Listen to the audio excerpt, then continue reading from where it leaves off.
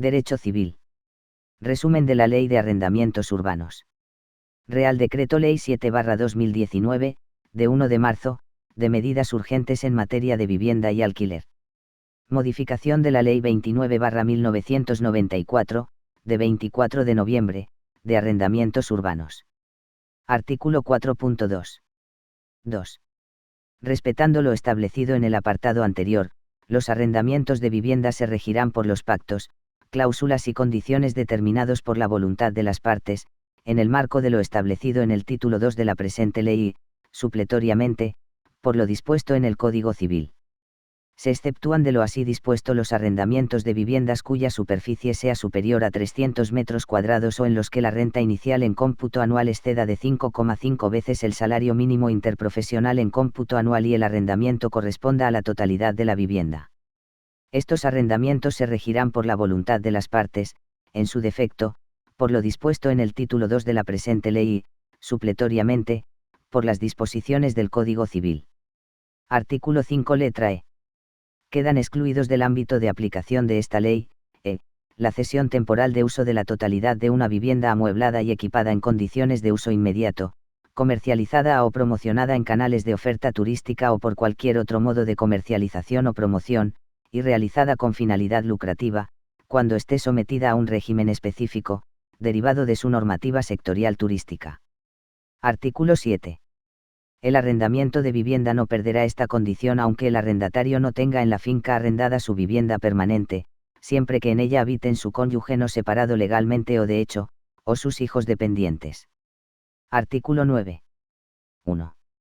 La duración del arrendamiento será libremente pactada por las partes. Si ésta fuera inferior a 5 años, o inferior a 7 años si el arrendador fuese persona jurídica, llegado el día del vencimiento del contrato, este se prorrogará obligatoriamente por plazos anuales hasta que el arrendamiento alcance una duración mínima de 5 años, o de 7 años si el arrendador fuese persona jurídica, salvo que el arrendatario manifieste al arrendador, con 30 días de antelación como mínimo a la fecha de terminación del contrato o de cualquiera de las prórrogas, su voluntad de no renovarlo. El plazo comenzará a contarse desde la fecha del contrato o desde la puesta del inmueble a disposición del arrendatario si ésta fuere posterior. Corresponderá al arrendatario la prueba de la fecha de la puesta a disposición. 2. Se entenderán celebrados por un año los arrendamientos para los que no se haya estipulado plazo de duración o este sea indeterminado, sin perjuicio del derecho de prórroga anual para el arrendatario, en los términos resultantes del apartado anterior. 3.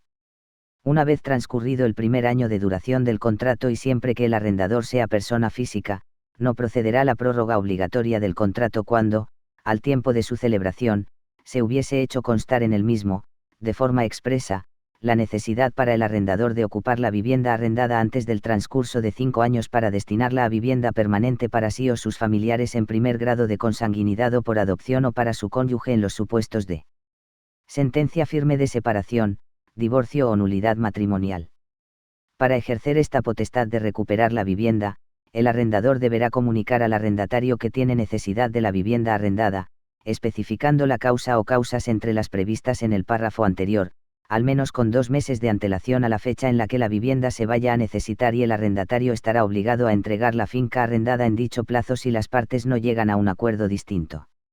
Si transcurridos 3 meses a contar de la extinción del contrato o, en su caso, del efectivo desalojo de la vivienda, no hubieran procedido el arrendador o sus familiares en primer grado de consanguinidad o por adopción o su cónyuge en los supuestos de sentencia firme de separación, divorcio o nulidad matrimonial a ocupar esta por sí, según los casos, el arrendatario podrá optar, en el plazo de 30 días, entre ser repuesto en el uso y disfrute de la vivienda arrendada por un nuevo periodo de hasta 5 años, respetando, en lo demás, las condiciones contractuales existentes al tiempo de la extinción, con indemnización de los gastos que el desalojo de la vivienda le hubiera supuesto hasta el momento de la reocupación, o ser indemnizado por una cantidad equivalente a una mensualidad por cada año que quedara por cumplir hasta completar 5 años, salvo que la ocupación no hubiera tenido lugar por causa de fuerza mayor, entendiéndose por tal el impedimento provocado por aquellos sucesos expresamente mencionados en norma de rango de ley a los que se atribuya el carácter de fuerza mayor,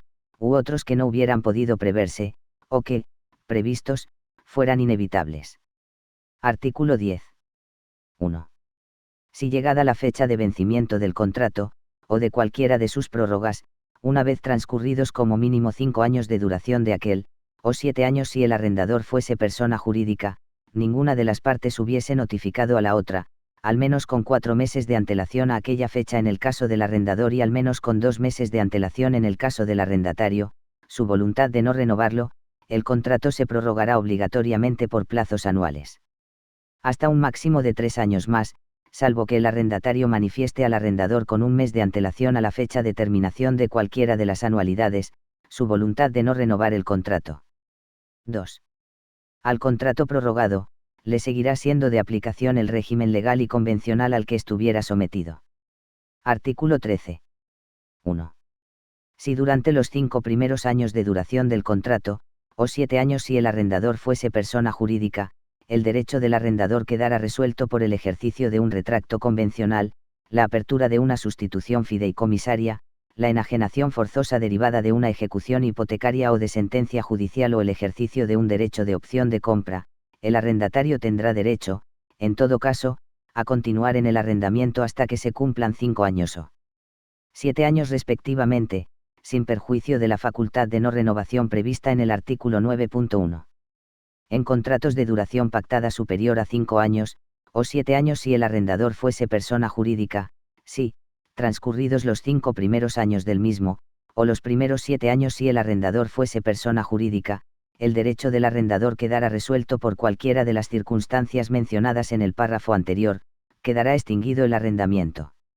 Se exceptúa el supuesto en que el contrato de arrendamiento haya accedido al registro de la propiedad con anterioridad a los derechos determinantes de la resolución del derecho del arrendador.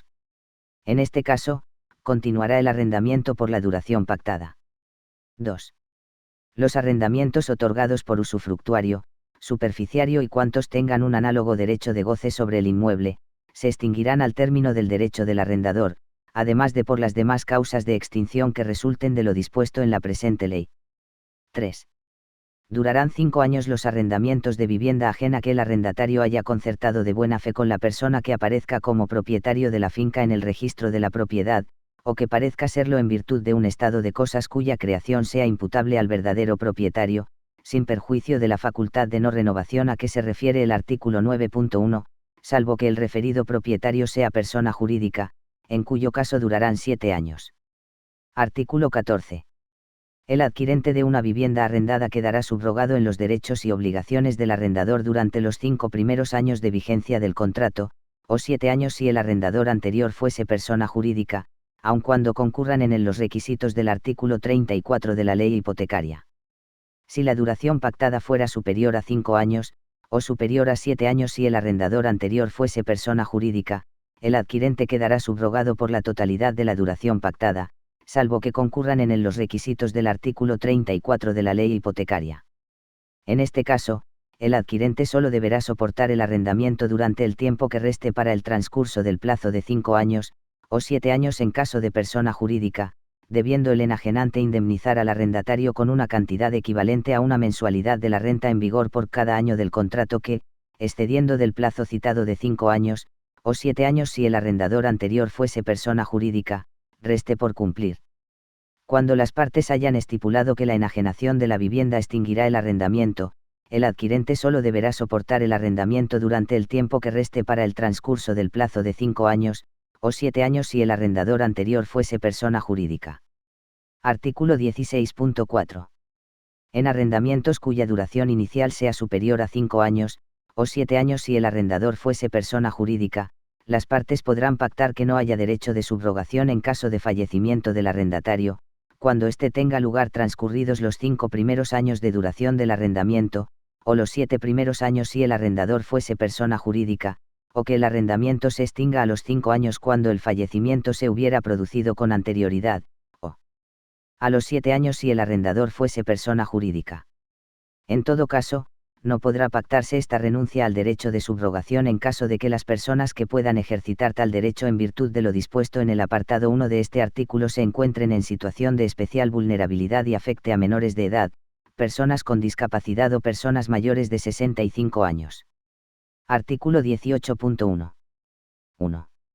Durante la vigencia del contrato, la renta solo podrá ser actualizada por el arrendador o el arrendatario en la fecha en que se cumpla cada año de vigencia del contrato, en los términos pactados por las partes. En defecto de pacto expreso, no se aplicará actualización de rentas a los contratos. En caso de pacto expreso entre las partes sobre algún mecanismo de actualización de valores monetarios que no detalle el índice o metodología de referencia, la renta se actualizará para cada anualidad por referencia a la variación anual del índice de garantía de competitividad a fecha de cada actualización, tomando como mes de referencia para la actualización el que corresponda al último índice que estuviera publicado en la fecha de actualización del contrato. En todo caso, el incremento producido como consecuencia de la actualización anual de la renta no podrá exceder del resultado de aplicar la variación porcentual experimentada por el índice de precios al consumo a fecha de cada actualización, tomando como mes de referencia para la actualización el que corresponda al último índice que estuviera publicado en la fecha de actualización del contrato. Artículo 19. 1.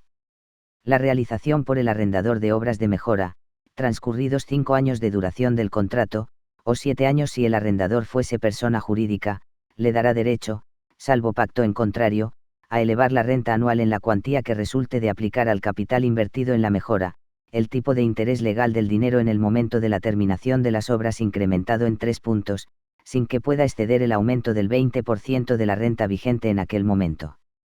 Para el cálculo del capital invertido, deberán descontarse las subvenciones públicas obtenidas para la realización de la obra. 2. Cuando la mejora afecte a varias fincas de un edificio en régimen de propiedad horizontal, el arrendador deberá repartir proporcionalmente entre todas ellas el capital invertido, aplicando, a tal efecto, las cuotas de participación que correspondan a cada una de aquellas. En el supuesto de edificios que no se encuentren en régimen de propiedad horizontal, el capital invertido se repartirá proporcionalmente entre las fincas afectadas por acuerdo entre arrendador y arrendatarios. En defecto de acuerdo, se repartirá proporcionalmente en función de la superficie de la finca arrendada. 3. La elevación de renta se producirá desde el mes siguiente a aquel en que, ya finalizadas las obras, el arrendador notifique por escrito al arrendatario la cuantía de aquella, detallando los cálculos que conducen a su determinación y aportando copias de los documentos de los que resulte el coste de las obras realizadas. 4. Sin perjuicio de lo dispuesto en los apartados anteriores y de la indemnización que proceda en virtud del artículo 22, en cualquier momento desde el inicio de la vigencia del contrato de arrendamiento y previo acuerdo entre arrendador y arrendatario, podrán realizarse obras de mejora en la vivienda arrendada e incrementarse la renta del contrato, sin que ello implique la interrupción del periodo de prórroga obligatoria establecido en el artículo 9 o de prórroga tácita a que se refiere el artículo 10 de la presente ley, o un nuevo inicio del cómputo de tales plazos. En todo caso, el alcance de las obras de mejora deberá ir más allá del cumplimiento del deber de conservación por parte del arrendador al que se refiere el artículo 21 de esta ley. Artículo 20.1. 1.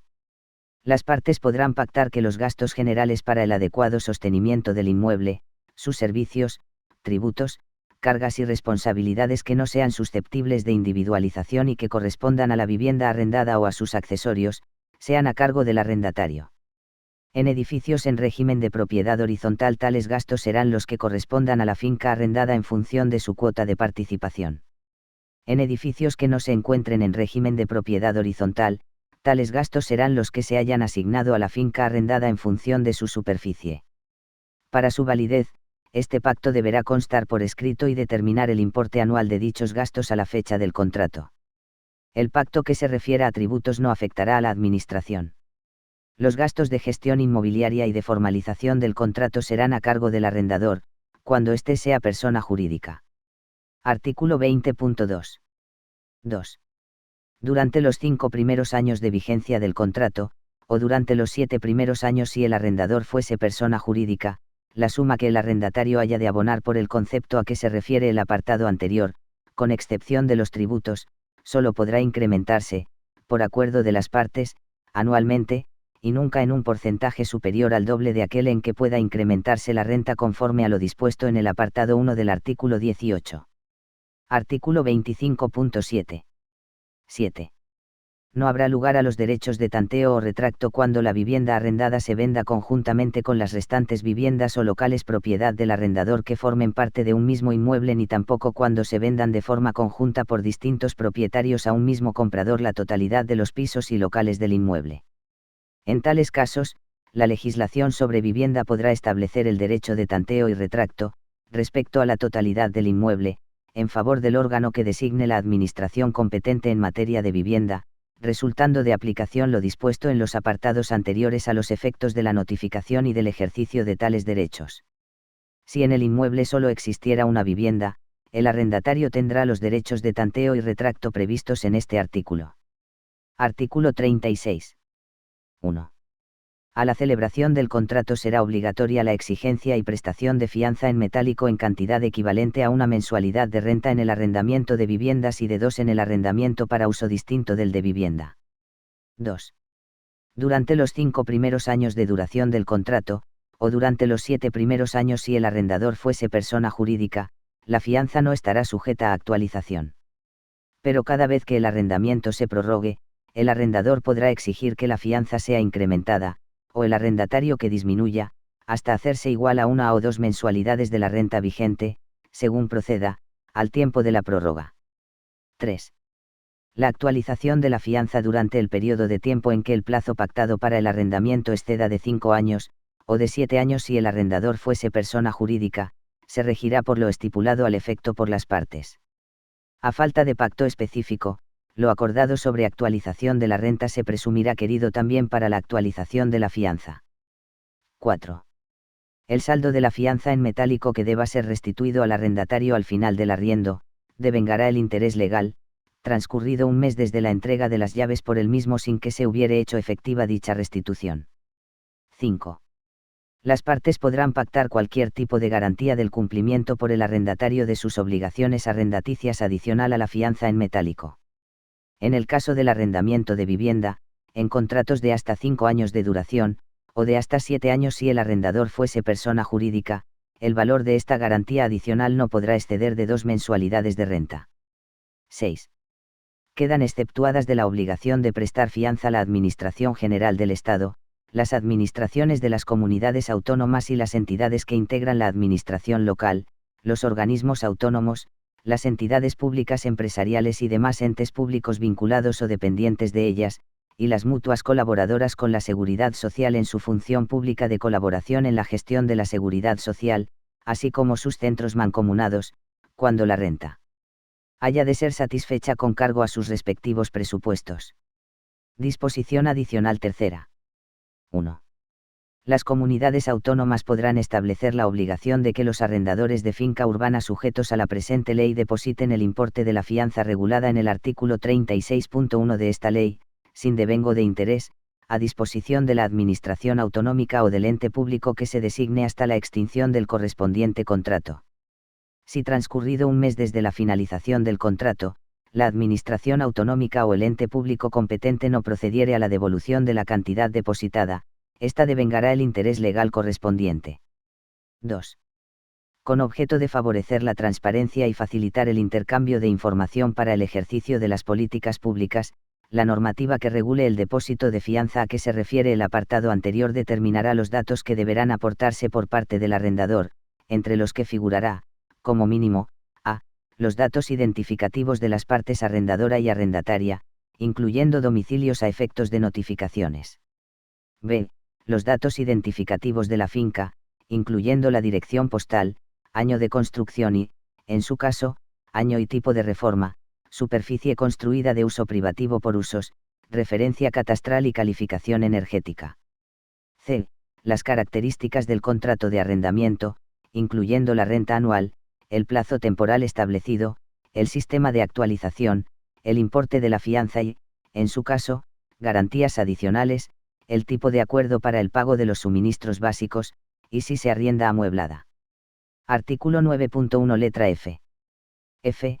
Contribuir, con arreglo a su respectiva cuota de participación, a la dotación del fondo de reserva que existirá en la comunidad de propietarios para atender las obras de conservación, de reparación y de rehabilitación de la finca, así como la realización de las obras de accesibilidad recogidas en el artículo 10.1b, de esta ley.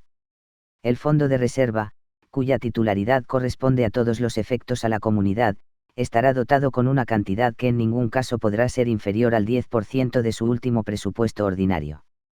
Con cargo al fondo de reserva, la comunidad podrá suscribir un contrato de seguro que cubra los daños causados en la finca o bien concluir un contrato de mantenimiento permanente del inmueble y sus instalaciones generales. Artículo 10.1 letra B. B. Las obras y actuaciones que resulten necesarias para garantizar los ajustes razonables en materia de accesibilidad universal y, en todo caso, las requeridas a instancia de los propietarios en cuya vivienda o local vivan, trabajen o presten servicios voluntarios, personas con discapacidad, o mayores de 70 años, con el objeto de asegurarles un uso adecuado a sus necesidades de los elementos comunes, así como la instalación de rampas, ascensores u otros dispositivos mecánicos y electrónicos que favorezcan la orientación o su comunicación con el exterior, siempre que el importe repercutido anualmente de las mismas, una vez descontadas las subvenciones o ayudas públicas, no exceda de 12 mensualidades ordinarias de gastos comunes. No eliminará el carácter obligatorio de estas obras el hecho de que el resto de su coste, más allá de las citadas mensualidades, sea asumido por quienes las hayan requerido. También será obligatorio realizar estas obras cuando las ayudas públicas a las que la comunidad pueda tener acceso alcancen el 75% del importe de las mismas. Artículo 17.12. 12. El acuerdo por el que se limite o condicione el ejercicio de la actividad a que se refiere la letra E, del artículo 5 de la Ley 29/1994, de 24 de noviembre, de arrendamientos urbanos, en los términos establecidos en la normativa sectorial turística, suponga o no modificación del título constitutivo o de los estatutos, requerirá el voto favorable de las 3/5 partes del total de los propietarios que, a su vez, representen las 3/5 partes de las cuotas de participación. Asimismo, esta misma mayoría se requerirá para el acuerdo por el que se establezcan cuotas especiales de gastos o un incremento en la participación de los gastos comunes de la vivienda donde se realice dicha actividad, siempre que estas modificaciones no supongan un incremento superior al 20%. Estos acuerdos no tendrán efectos retroactivos. Artículo 249.16. Sexto, las que versen sobre cualesquiera asuntos relativos a arrendamientos urbanos o rústicos de bienes inmuebles, salvo que se trate de reclamaciones de rentas o cantidades debidas por el arrendatario o del desahucio por falta de pago o por extinción del plazo de la relación arrendaticia, o salvo que sea posible hacer una valoración de la cuantía del objeto del procedimiento, en cuyo caso el proceso será el que corresponda a tenor de las reglas generales de esta ley. Artículo 440.3 y 4. 3. En los casos de demandas en las que se ejercite la pretensión de desahucio por falta de pago de rentas o cantidades debidas, acumulando o no la pretensión de condena al pago de las mismas, el letrado de la Administración de Justicia, tras la admisión, y previamente a la vista que se señale, requerirá al demandado para que, en el plazo de 10 días, desaloje el inmueble, pague al actor o, en caso de pretender la enervación, pague la totalidad de lo que deba o ponga a disposición de aquel en el tribunal o notarialmente el importe de las cantidades reclamadas en la demanda y el de las que adeude en el momento de dicho pago enervador del desahucio, o en otro caso comparezca ante éste y alegue sucintamente, formulando oposición, las razones por las que, a su entender, no debe, en todo o en parte, la cantidad reclamada o las circunstancias relativas a la procedencia de la enervación. Si el demandante ha expresado en su demanda que asume el compromiso a que se refiere el apartado 3 del artículo 437, se le pondrá de manifiesto en el requerimiento, y la aceptación de este compromiso equivaldrá a un allanamiento con los efectos del artículo 21. Además, el requerimiento expresará el día y la hora que se hubieran señalado para que tengan lugar la eventual vista en caso de oposición del demandando, para la que servirá de citación, y el día y la hora exactos para la práctica del lanzamiento en caso de que no hubiera oposición. Asimismo se expresará que en caso de solicitar asistencia jurídica gratuita el demandado, deberá hacerlo en los 3 días siguientes a la práctica del requerimiento, así como que la falta de oposición al requerimiento supondrá la prestación de su consentimiento a la resolución del contrato de arrendamiento que le vincula con el arrendador.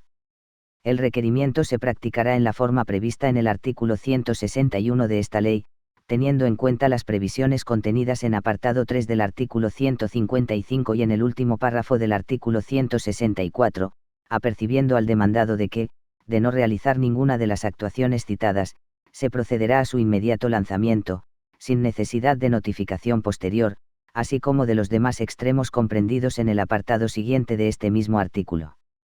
Si el demandado no atendiere el requerimiento de pago o no compareciere para oponerse o allanarse, el letrado de la Administración de Justicia dictará decreto dando por terminado el juicio de desahucio y se procederá el lanzamiento en el día y la hora fijadas. Si el demandado atendiere el requerimiento en cuanto al desalojo del inmueble sin formular oposición ni pagar la cantidad que se reclamase, el letrado de la Administración de Justicia lo hará constar, y dictará decreto dando por terminado el procedimiento, y dejando sin efecto la diligencia de lanzamiento, a no ser que el demandante interese su mantenimiento para que se levante acta sobre el estado en que se encuentre la finca, dando traslado al demandante para que inste el despacho de ejecución en cuanto a la cantidad reclamada, bastando para ello con la mera solicitud.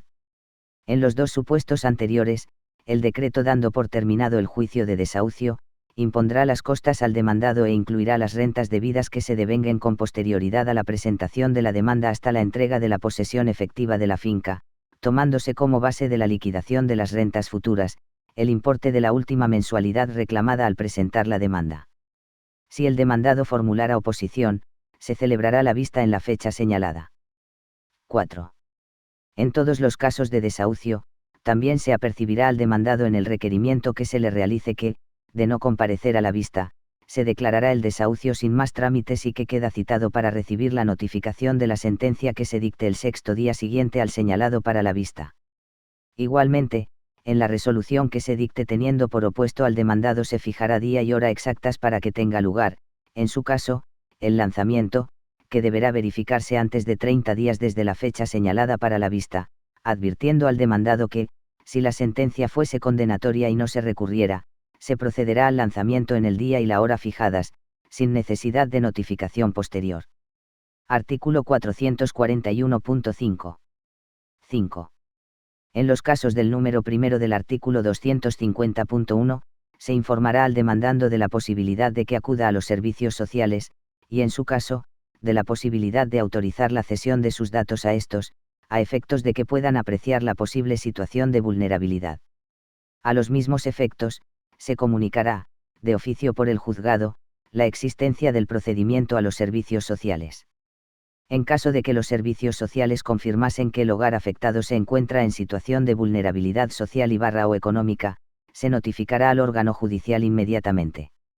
Recibida dicha comunicación, el letrado de la Administración de Justicia suspenderá el proceso hasta que se adopten las medidas que los servicios sociales estimen oportunas, durante un plazo máximo de suspensión de un mes a contar desde la recepción de la comunicación de los servicios sociales al órgano judicial, o de 3 meses si el demandante es una persona jurídica. Una vez adoptadas las medidas o transcurrido el plazo se alzará la suspensión y continuará el procedimiento por sus trámites. En estos supuestos, la cédula de emplazamiento al demandado habrá de contener datos de identificación de los servicios sociales a los que puede acudir el ciudadano. Artículo 549.4. 4. El plazo de espera legal al que se refiere el artículo anterior no será de aplicación en la ejecución de resoluciones de condena de desahucio por falta de pago de rentas o cantidades debidas, o por expiración legal o contractual del plazo, que se regirá por lo previsto en tales casos. No obstante, cuando se trate de vivienda habitual, con carácter previo al lanzamiento, deberá haberse procedido en los términos del artículo 441.5 de esta ley. Artículo 686.1. 1. En el auto por el que se autorice y despache la ejecución se mandará requerir de pago al deudor y, en su caso, al hipotecante no deudor o al tercer poseedor contra quienes se hubiere dirigido la demanda, en el domicilio que resulte vigente en el registro. En el requerimiento a que se refiere el párrafo anterior habrán de incluirse las indicaciones contenidas en el artículo 441.5, produciendo iguales efectos.